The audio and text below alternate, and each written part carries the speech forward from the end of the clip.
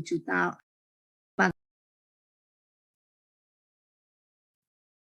60 juta. Bayangin, itu perlu kamu pikirkan ya, apa jerih payah orang tua itu ya. Jangan di ini awali mumpung di semester 3 diingat-ingat apa ya orang tua nggak tahu, soalnya tahu kan kita ya. Baik, sebelum dimulai dengan doa dulu, salah satu memimpin doa.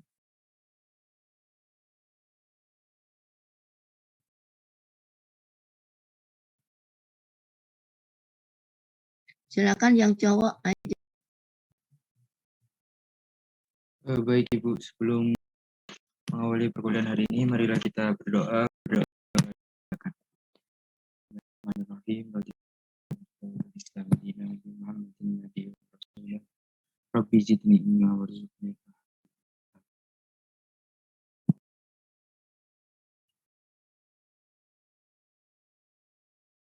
Baik ya, assalamualaikum warahmatullahi wabarakatuh. Suara saya jelas ya? Waalaikumsalam warahmatullahi wabarakatuh. Jelas Ibu. Ya, tolong ya disimak baik-baik ya, karena ini apa agak rumit ya, jadi agak apa ya,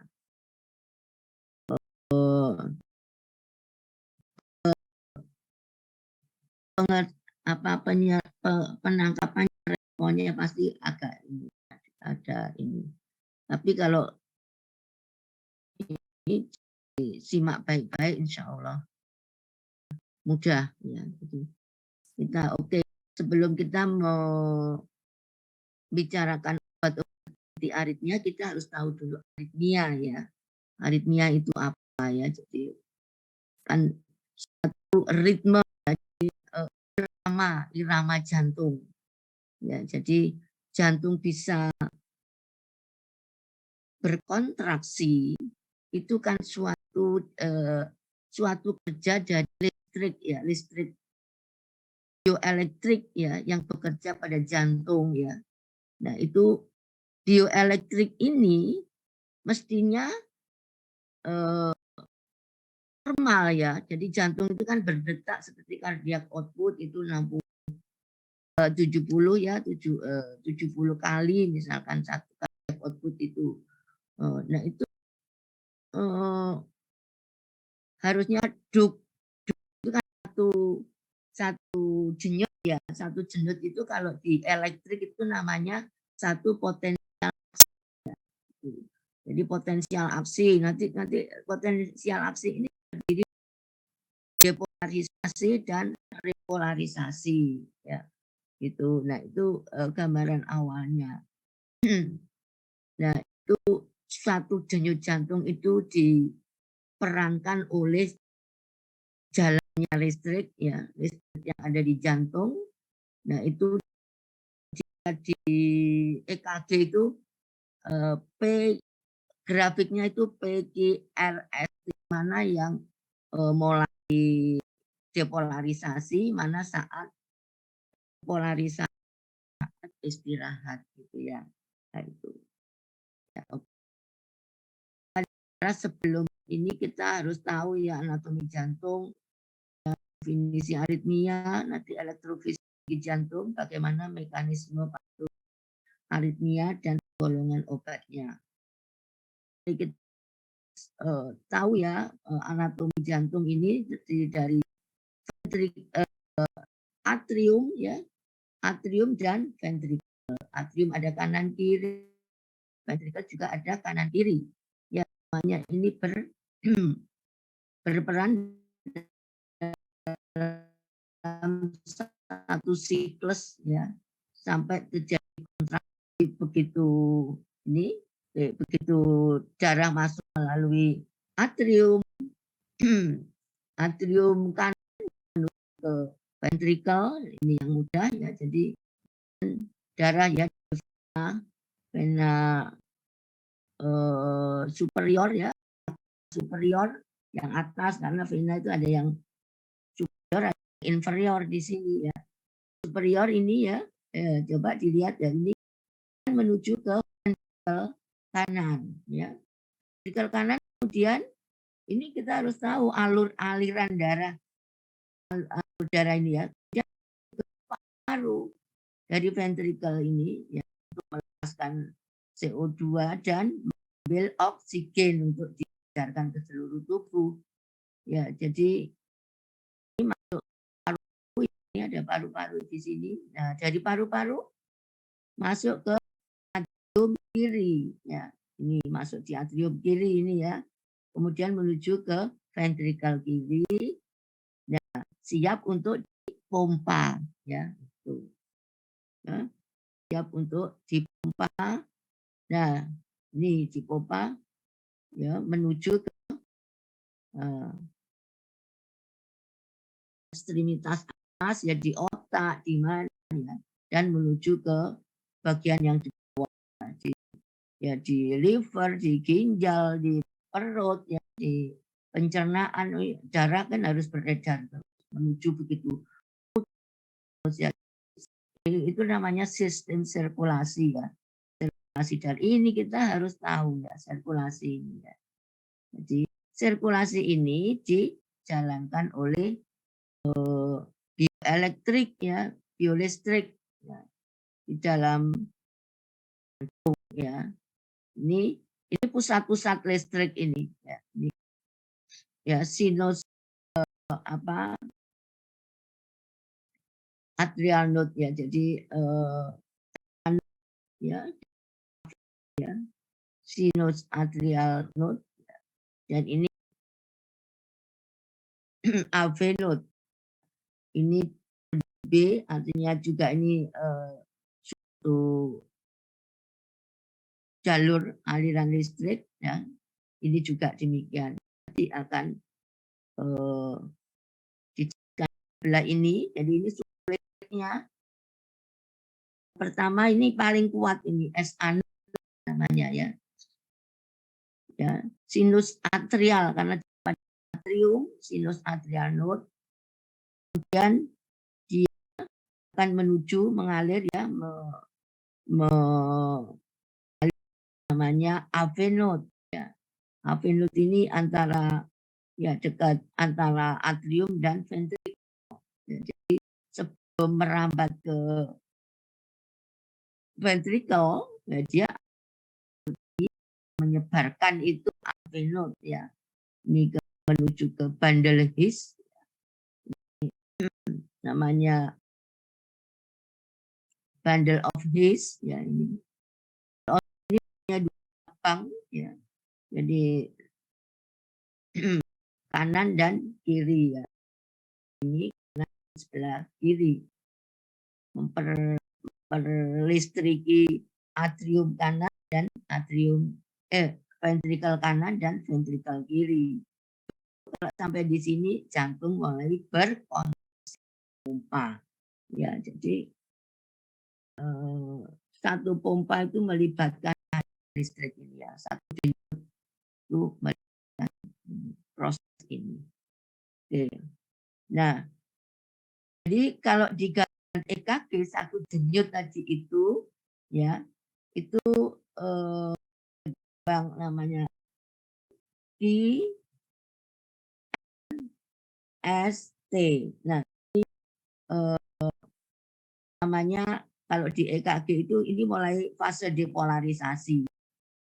Awal depolarisasi ini saat ini depolarisasi saat kontraksi di sini di QRS ini kontraksi baru menuju ke repolarisasi dan ke fase istirahat. Bedanya kenapa yang aritmia itu di sini, penyakit-penyakitnya itu di sini. Ini kalau ritme yang normal ini PGRST, gelombangnya seperti ini. Tapi ketika ritme itu tidak normal seperti ini ya, nggak normal ini ya, seperti ini, itu menandakan ritme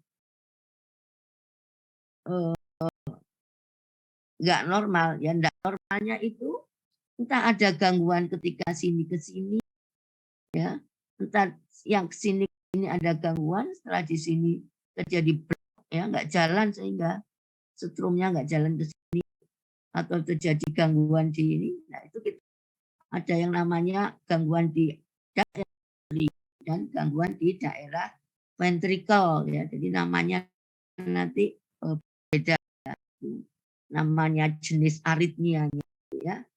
Tuh.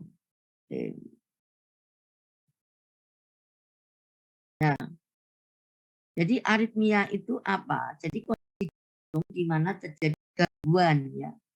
Gangguan apa? Pembentukan impuls pacemaker sumber listrik tadi itu, ya, itu pembentukan impuls, ya.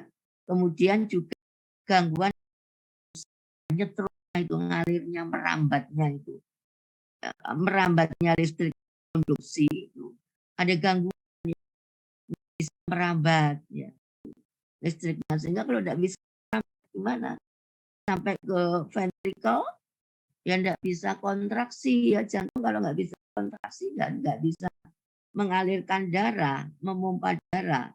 Gimana kalau jantung nggak memompa darah? Ya tubuh nggak bisa teraliri oleh darah, nggak bisa suplai oksigen, ya akan rusak semua, ya nggak rusak namanya, bisa mengalami kegagalan semua.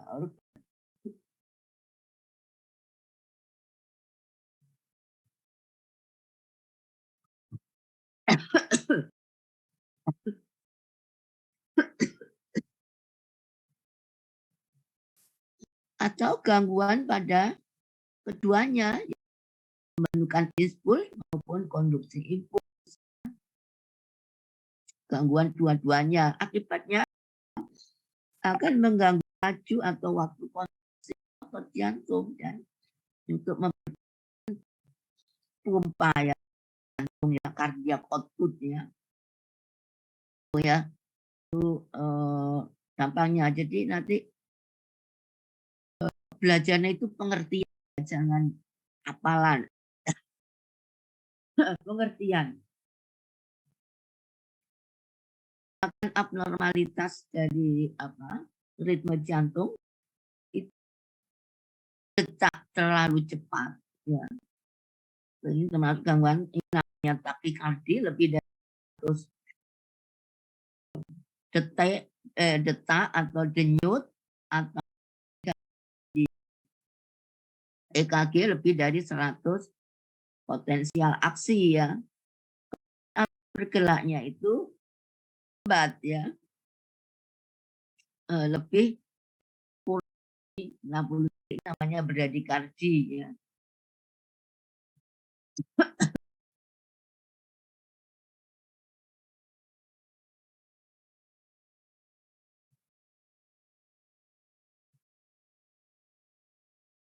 Nah, ada juga yang namanya fibrilasi, itu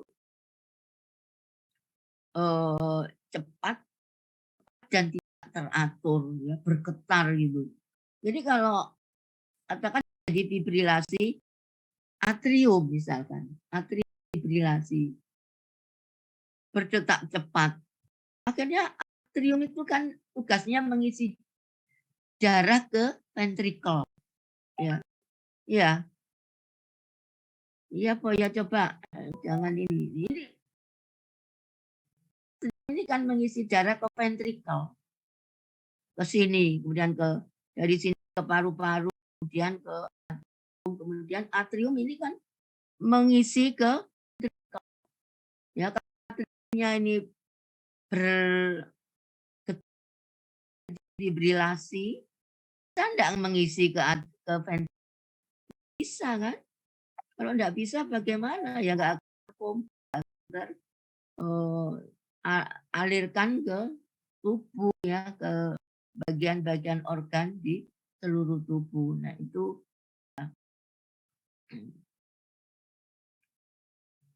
jadi terkait dengan setrum yang terganggu tadi itu, listrik yang terganggu. Nah, itulah gampangnya, ya, aliran listrik yang terganggu, aliran listrik di jantung yang terganggu.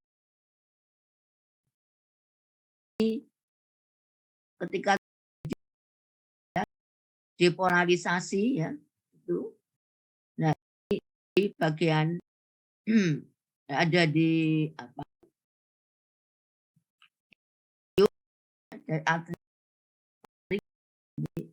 depolarisasi itu juga ada artinya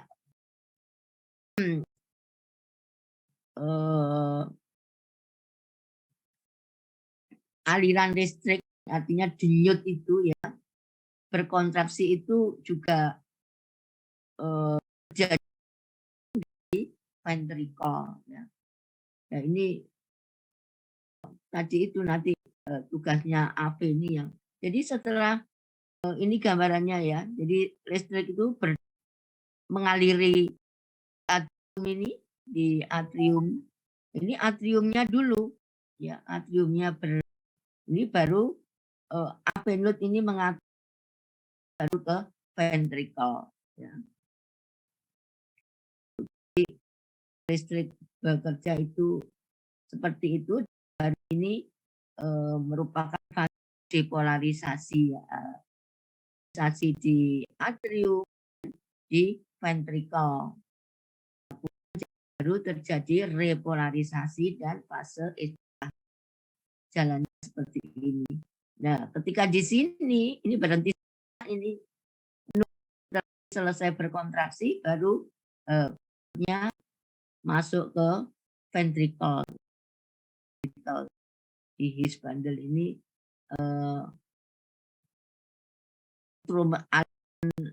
listriknya ventricle di sini. Baru di sini berkontraksi. Nah, itu ya. Kalau paling besar itu di S anut ini ya. Di sini terjadi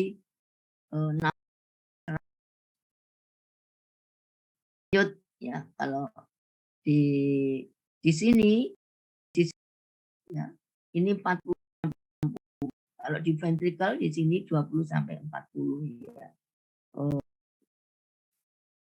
Untuk berkontraksi. Oke. Yang namanya pacemaker ya. Jadi pacemaker itu sumber listrik ya. Jadi di dalam otot jantung itu dapat sumber membentuk impuls ya, sumber listrik yang disebut pacemaker ya. Jadi kalau sumber listrik ini seseorang misalkan rusak, nggak bisa berfungsi sama sekali ya. Ya diganti pacemaker sumber listrik buatan ya, dipasang di sini. Ini S anutnya nggak anutnya. Ya pakai yang buatan pacemaker buatan yang akan menjalankan alur listrik di jantung. Ya sifat daripada sumber listrik ini ya, otomatis misalnya ya, tadi itu berjalannya dengan ritme, ada kondisi lambat dan terangsang ya, dirangsang. Ya.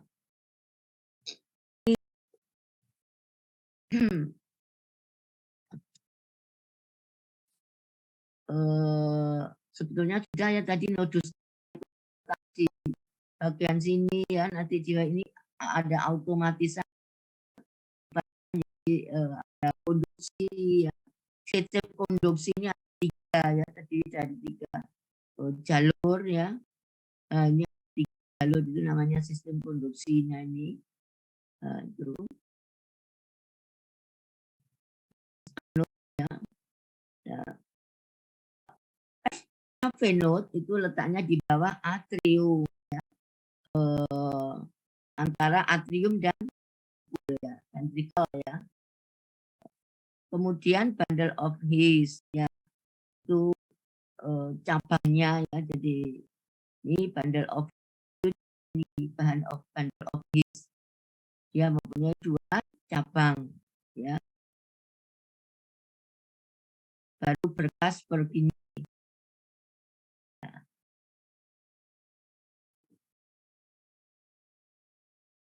Ya, sekarang rangkaian jantung. Jadi anut itu digambarkan oleh P ini. Ya, Bang P menggambarkan sebagai pusat listrik yang S anut ini. Nah, ini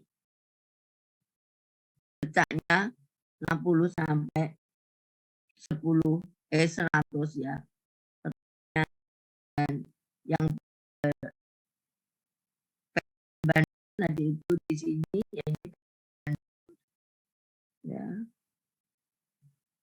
Itu 60 sampai 100 juga. Kemudian diperankan ya, ini segmen PR. Ini ketika ini ke sini itu menggambarkan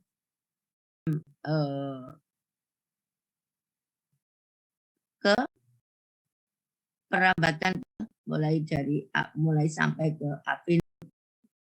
Ini di S anode di sini. Ya, ini ke di sini. Ya. Kemudian dari AP node ini sudah bundle of dan kontraksi RS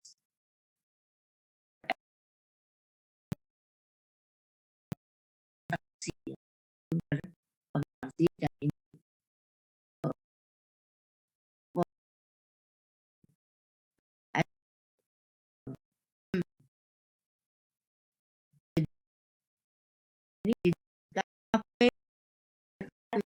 mengambil bocor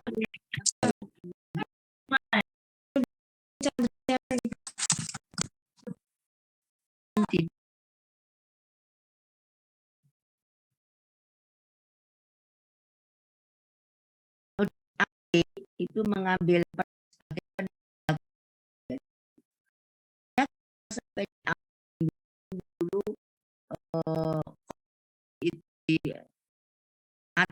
dulu atrium dulu baru selesai ke menjalar ke ventricle ya. Jadi penunda konduksi, jadi ini ya penunda konduksi jantung di segmen PR ini penunda konduksi. Kalau ada penundaan ini atrium dan ventricle kontraksi bersama-sama, kan harusnya kan dulu ya, atrium baru ventricle mengeluarkan kan gitu. Jadi ini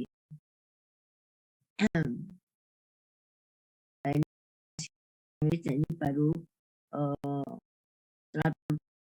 itu, nah ini baru kontraksi.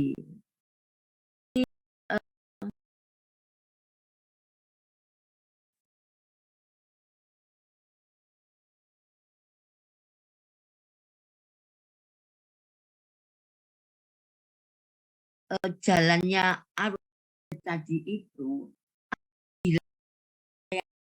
jadi rangkaian tadi itu terjadi hubungan dalam kondisi ya, baik itu pembentukan ini. Jadi beberapa kasus itu berakibat fatal ya, dan mengancam jiwa yang disebut aritmia letal ya. Kita perhatikan ya. Nah, ini ketika di P ini perankan sumber listrik paling besar. Ya, perhatikan dia akan mengaliri bagian atrium dulu. Dia akan di atrium dulu, istirahat sejenak baru ke jadi gantian. Dan ini diikuti oleh ini. Jadi kalau P coba P, nah ini gelombang P ketika di sini, nah digambarkan oleh P. Nah kemudian yaitu di upload ini oleh PQRS, jadi oleh gelombang Q ya, dia sampai di sini. Nah ini, jadi ini menggambarkan jalannya apa namanya ya daripada listrik ya. Ini saat mulai ke S anode menuju ke AP node baru ke ventricle.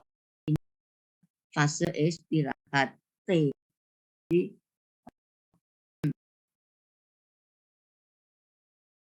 gelombang P impuls listrik di seluruh atrium gantian ini P ke seluruh atrium ya. R gambaran penundaan. Jadi sebelum ke AP berhenti sejenak.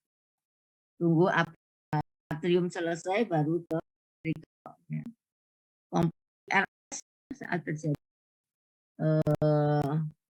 kontraksi ya, kompleks IRS. Nah, ini baru fase istirahat. Ini sama ya, jalannya listrik tadi itu, ini di AP node baru menjalar ke sini. Nah, kalau konduksinya ini ya, jadi merambatnya itu, kalau AP node itu berjalannya lambat ya menuju ke output itu ya, jadi itu lambat. Ini ke sini itu lambat. Ini melalui his bundle dan ini berjalan cepat. Kalau sini masih lambat dan sini berhenti sejenak. Setelah ini waktunya apa namanya saat kontraksi.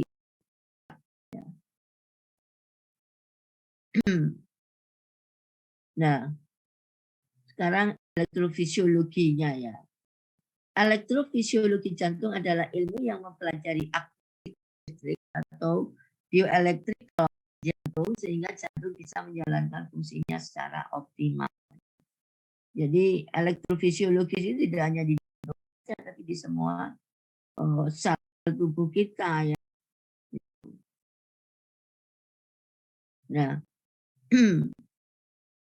elektrofisiologis itu diperankan oleh kalium, natrium, dan kalsium. Ya. Ini nanti satu lagi yang harus kita pahami tentang bagaimana kalium, natrium ini dalam satu perjalanan PQRS.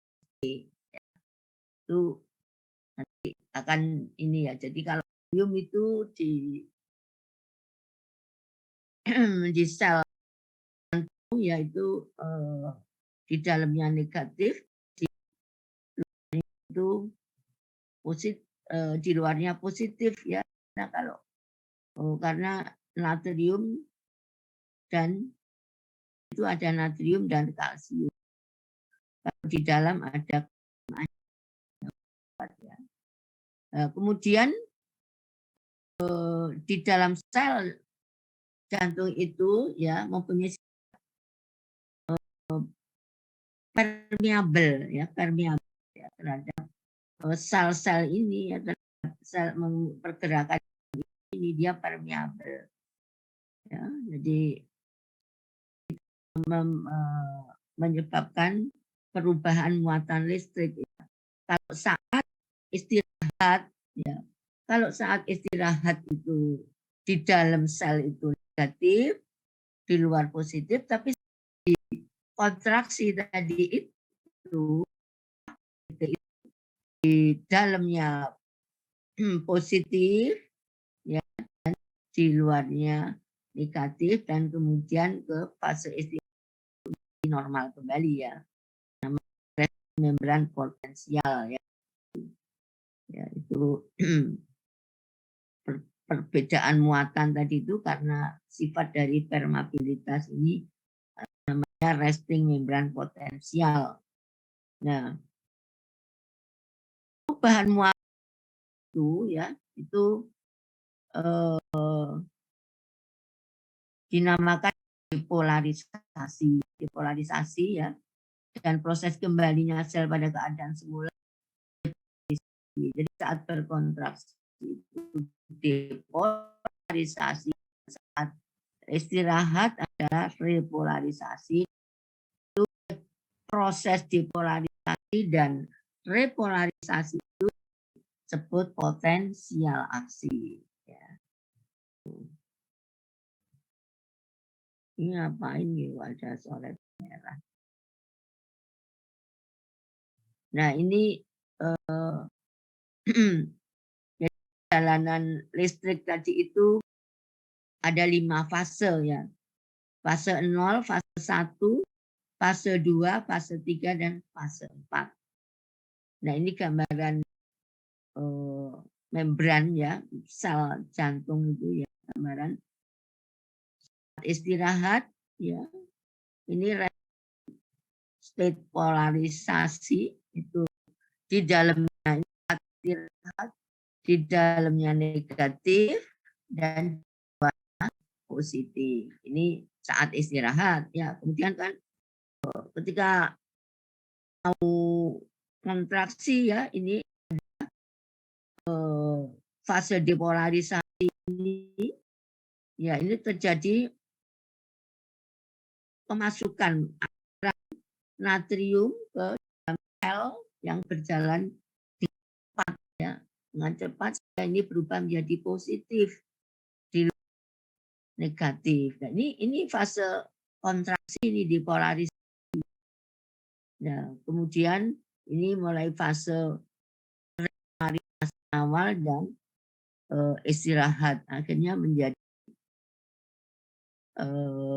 negatif kembali ya. Tuh ya. Jadi 0, 1, 2, 3, 4 ini. Nah, itu gandengannya terjadinya satu kontraksi tadi itu ya. Jadi berjalannya ini ya yang berperan sebagai listrik tadi itu, baterainya itu di sini. Ini nanti terkait dengan obat ya. Jadi obat ini golongan di ini fase natrium masuk. Kalau masuknya terlalu cepat ya, ini pasti nanti obat-obatnya akan menghambat natrium dan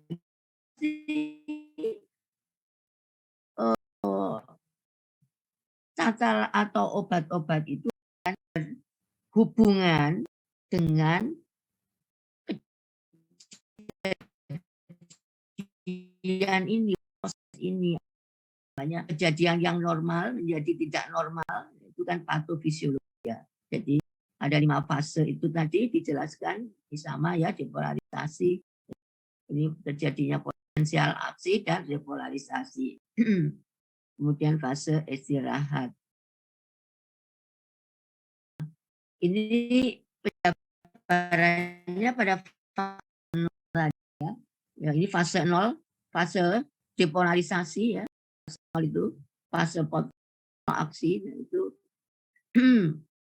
disebabkan oleh meningkatnya permeabilitas terhadap natrium yang alir ke dalam sel cepat ya. Hal ini akan mengakibatkan muatan di dalam sel menjadi positif ya, dan di luar negatif. Kemudian fase 1 itu fase repolarisasi awal yang mendekati fase istirahat ya, di mana di sini masuk ya, segera setelah depolarisasi ya, akibat sedikit perubahan muatan ya, sehingga sedikit positifnya di dalam itu menjadi berkurang. Fase 2 itu natrium dan kalsium secara perlahan ya, itu akan masuk. Jadi natrium, kalsium masuk ke dalam sel. Yang pertama klor, kemudian natrium ya, mulai masuk ya, dan Ca sedang ya diimbangi dengan keluarnya kalium ya. Jadi ini terjadi sebenarnya akan terjadi keseimbangan muatan sih di sini ya. Nah, pada fase 3 ini ya, jadi ini mulai repolarisasi ya. Jadi Na tadi itu segera berhenti ya, berhenti masuk ke dalam sel ya. Dan dia lebih permeabilitas terhadap kalium, sehingga kalium keluar. Banyak kalium di dalam ya. Itu keluar dari sel dengan cepat ya, akibatnya muatan positifnya menjadi sangat berkurang dan kembali negatif ya. Akhirnya di fase 4 ini ya, fase repolarisasi atau istirahat ya, sehingga bermuatan negatif kembali ya. Begitu seterusnya, fase istirahat dirangsang lagi ya, natrium masuk lagi, demikian seterusnya. Itu jalannya aliran listrik di jantung ya. Jadi mengalirnya itu ada mulai dari SA node, AP node, bundle Purkinje dan seperti itu, dan itu diperankan oleh listrik itu tadi ya, ion-ion itu tadi ya sebetulnya. Nah, ion-ion itu tadi bagaimana terjadi saat repolarisasi, nah itu tadi itu citranya. Saat polarisasi, depolarisasi, natrium yang masuk. Kemudian saat awal repolarisasi, mulai klor, mulai natrium, mulai kalsium. Nah, kemudian saat repolarisasi, kalium mulai keluar sehingga bermuatan negatif. Nah, jadi apa? Gitu ya. Jadi supaya kita belajarnya seperti itu ya. Jadi ini ICF itu intracellular fluid ya, dan ini ekstraseluler ya, ini digambarkan lagi ya ini. Ini pada fase 0 rapid natrium plug. Natrium masuk dengan cepat. Ini terjadi polarisasi. Nah, gitu. Ini yang fase polarisasi digambarkan di sini, kalium menjadi banyak ya, tinggi, dan natrium sedikit. Sebaliknya kalau di luar natrium tinggi, kalium tinggi, sehingga menjadi positif, ini negatif.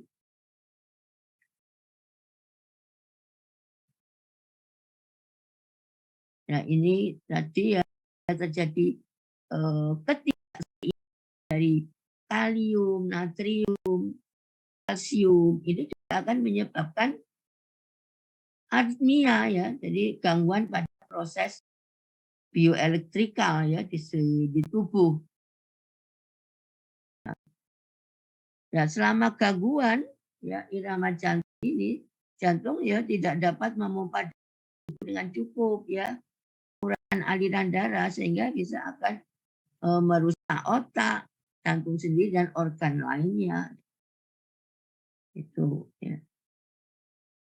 Karena gangguan alur listrik ya. Ini perbandingan sel atau ion-ion yang di luar dan di dalam sel. Kalau di dalam lebih banyak kalium, kalau di luar lebih banyak natrium. Nah, kenapa kok aritmia jadi kok bisa terjadi? Itu pasti kan ada penyebabnya.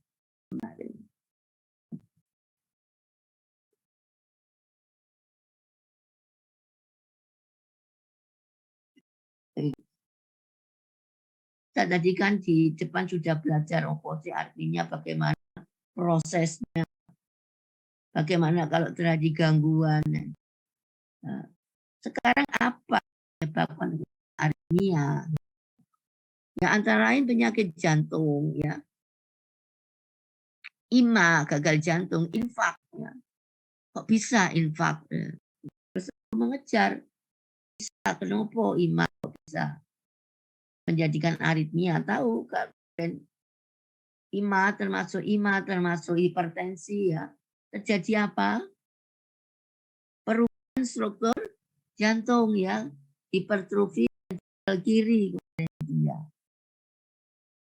Ya, jadi dengan terjadinya perubahan struktur sel jantung, ya, menyebabkan mengalirnya natrium, kalium, kalsium itu akan terganggu, ya, terganggu sehingga dia dalam memberikan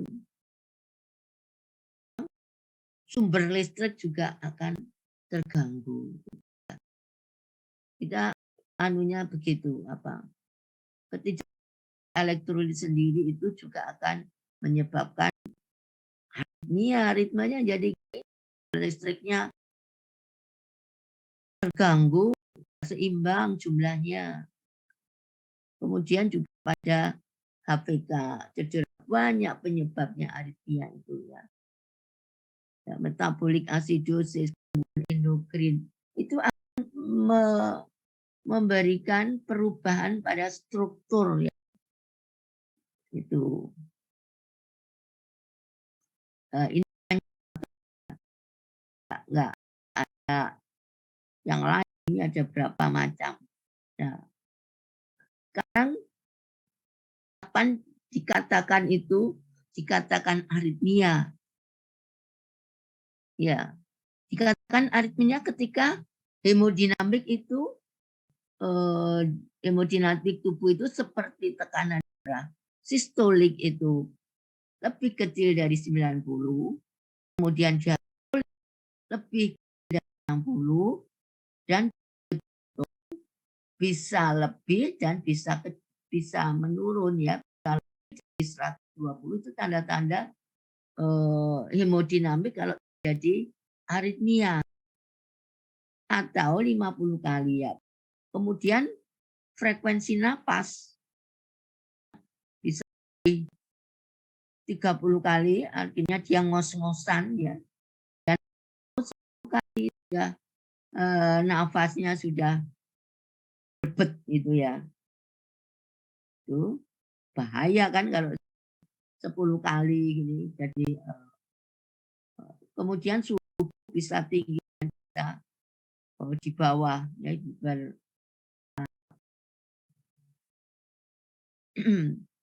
saturasi oksigen rendah. Itu tanda-tanda hemodinamik terkait dengan aritmia. Nah, oke, jadi semua aritmia penyebab tadi itu, ya, disebabkan HVK. Gimana sih HVK kok bisa itu menyebabkan aritmia? Nah, ini dibuktikan dengan patofisiologi namanya, semua mesti ada apa sih, ada gangguan apa sih, ada pato yang seperti apa sih, kan itu. Jadi pada hipertensi, ya. Hipertensi bisa menyebabkan LVH, hipertrofi, ya, di jantung membesar. Nah, pembesaran ini dan kondisi tekanan yang tinggi ini akan menyebabkan iskemik, ya, kekurangan oksigen dari jantung, ya. Di jantung kekurangan oksigen. Kemudian terjadi fibrosis, ya, terjadi perubahan struktur sel menjadi membesar, ya. Kemudian juga neuroendokrin, ya, di apa, endokrin, ya, juga memberikan efek yang ini bisa menyebabkan instability elektrofisiologikal tadi itu, ya. Jadi baik gangguan impuls maupun gangguan konduksi, ya. Jadi konduksi elektrolit tadi itu, ion-ion sebagai sumber listrik tadi itu akan terganggu atau inhomogenis. Ini aritmia ada ventrikel, ventrikel aritmia. Jadi jenisnya itu ada yang di atrium dan ada yang di ventrikel. Ya. Ada fibrilasi atrium dan fibrilasi ventrikel. Ada bradikardie di atrium dan ada di ventrikel. Ya, gangguan itu di antara itu kalau di atrium di ventrikel. Ini gangguan yang lain, yang lainnya ya. Banyak ini elektrolit imbalan, ketidakseimbangan, volume overload, kelebihan orang yang suka alkohol ya. Nah, ini sama ya, electrophysiological terganggu ya, abnormal, kemudian juga struktur sel yang tidak normal dan ini menyebabkan ventricular arrhythmia. Pada sistem inflamasi yang sifatnya sistemik ya, ini terjadi proinflamasi yang banyak ya, kemudian ini terjadi ya, dirusak oleh ini mediator inflamasi, merusak menjadikan fibrosis, inflamasi ya, yang akhirnya akan jadi penyakit iskemik ya, penyakit iskemik pada jantung IHD, ya. Heart disease dan juga gagal jantung. Jadi makanya pada pasien-pasien yang IMA, misalkan IMA infak miokard akut atau gagal jantung, itu pasti ada aritmia, kita akan mengalami aritmia, ya. Aritmia yang di mana? Makanya obat aritmia dipastikan seperti itu.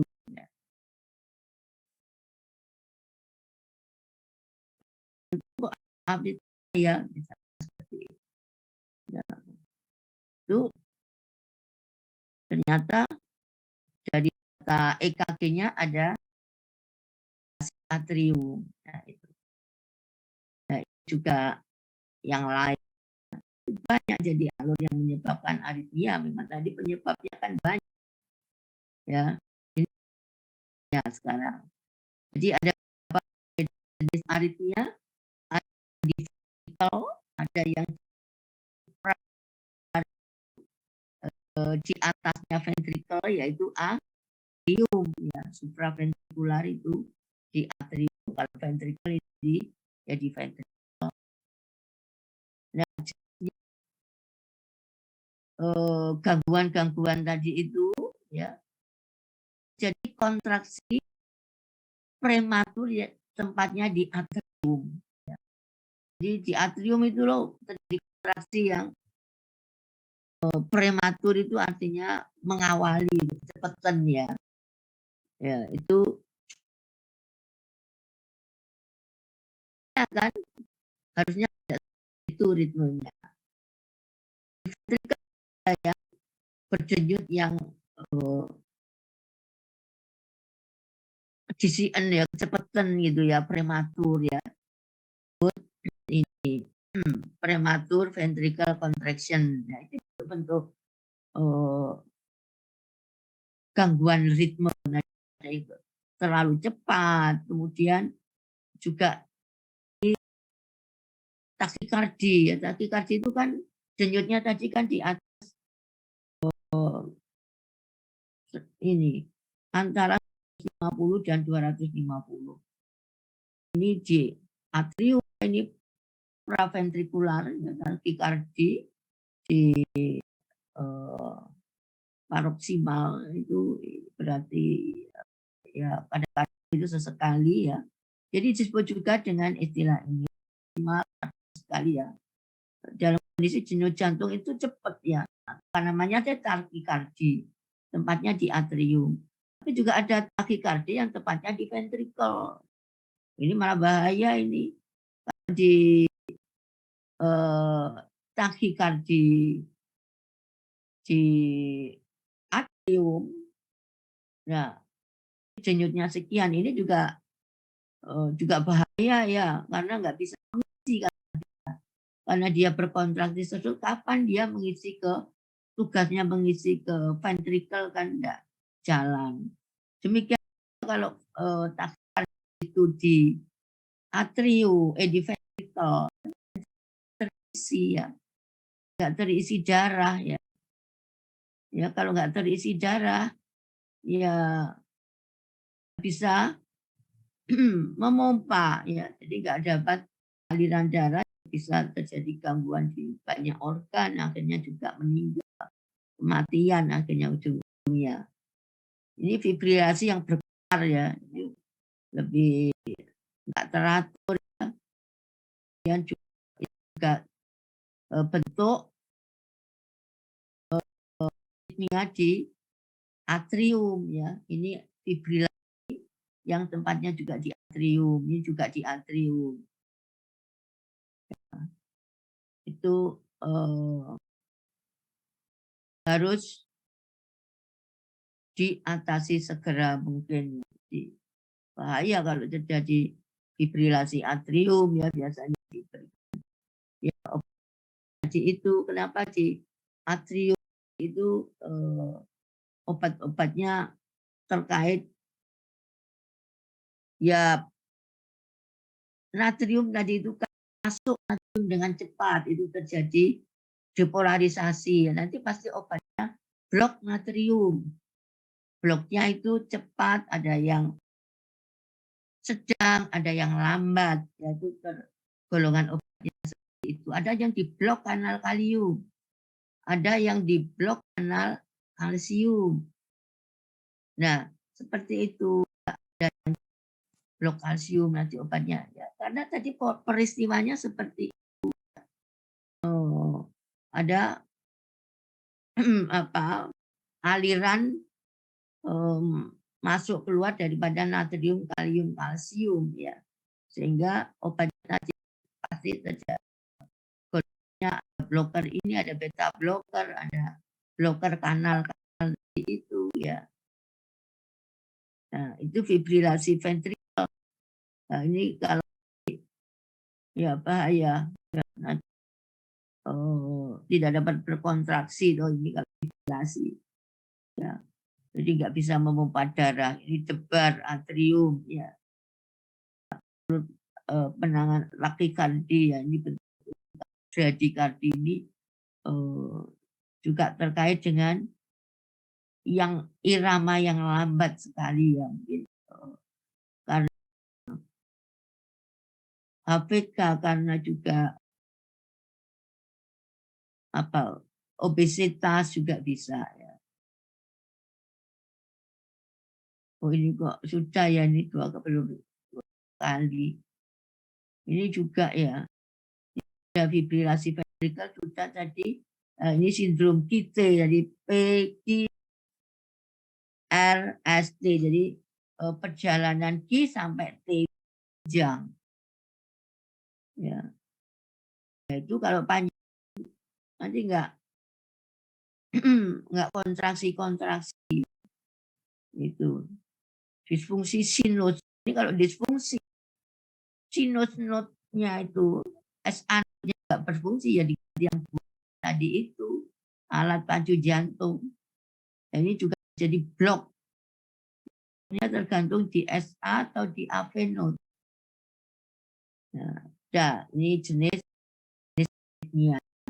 Ya, kemudian kita berlanjut pada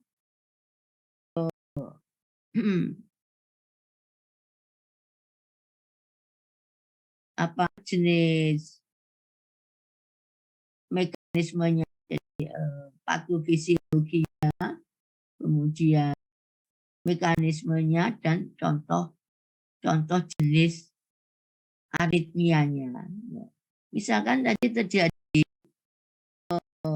aritmia yang bradikardi, bradiaritmia.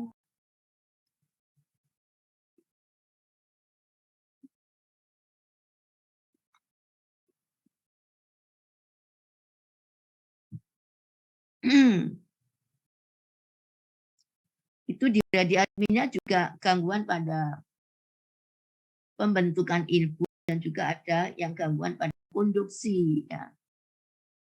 Meram ganggu. Kalau pada pembentukan impuls, penurunan automatisasi tadi sifatnya